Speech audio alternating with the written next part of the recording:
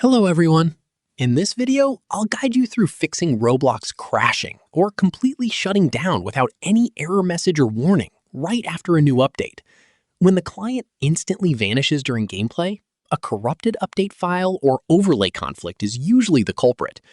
First, completely close Roblox and open your Windows Task Manager by pressing Ctrl plus Shift plus Escape to manually end any lingering Roblox processes. Next, press the Windows key plus R, type %local app data %, and hit Enter to open your hidden system folders. Locate the main Roblox folder, open it, and delete the temporary web cache and versions folders inside to wipe away corrupted update data. Now, search for graphics settings in your Windows search bar. Click on it, turn on hardware-accelerated GPU scheduling, and set your graphics preference for Roblox to high performance.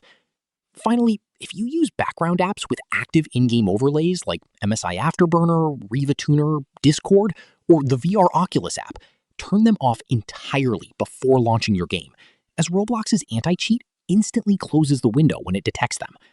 Subscribe to the channel for more videos.